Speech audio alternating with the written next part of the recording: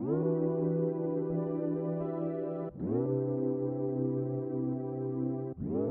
are sitting here with Arielle Pytka, who is a painter, photographer, and filmmaker. Your work spans several different mediums. Can you talk about what your first creative outlet was? My first creative outlet was probably photography. I've had a camera since before I can remember, whether it was disposable or, I was stealing my parents' camera. There was always a part of me that wanted to document my surroundings. So I'd have to say photography. You use a lot of different mixed mediums in your artwork. I see anything from parachute fabric to photographs on refrigerator doors. What do you love about working with so many different materials, and how do you think that complements the themes of your different collections? I like working with different materials because it's very free. I don't feel restricted. I can go to a flea market and buy objects and put them together, and that can be a sculpture.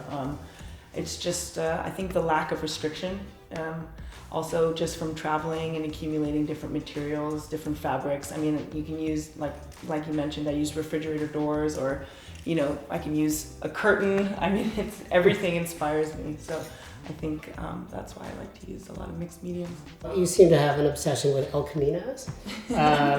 When did that start, and what is it about the El Camino that you love so much? Well, it started around the time my sister actually got her driver's license, and as a younger sister, you kind of fantasize about when your time will come, and she got an old 67 Mustang. I wanted a car that I could put my surfboards in the back, and so she kind of inspired me to look on the vintage side of things, and because I was looking at trucks and I couldn't find any new trucks that I liked, and so I started looking around just on the way to school, looking on the streets, and I kept seeing these El Caminos. I was like, this is perfect. It actually came completely from a practical standpoint. I can throw my surfboard in the back, and it's not like a new Toyota Tacoma. So I was like, this is my car. And then from then on, I was just, anytime I saw one, I just had to kind of document it. That's awesome. Yeah, Your father was a filmmaker. Can you talk about what it was like growing up in an artistic family, and has that had any influence on your work?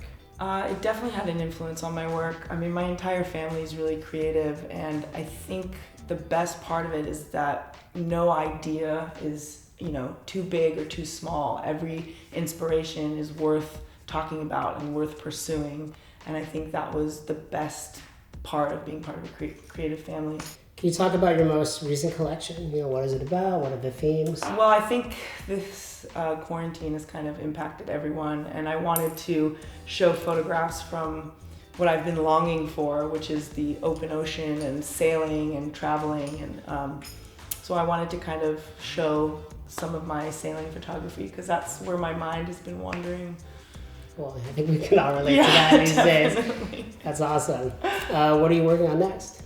I'm actually working on a series of large-scale paintings that you could kind of describe as abstract cartography, really bright, colorful kind of imaginary maps. They look like islands or continents.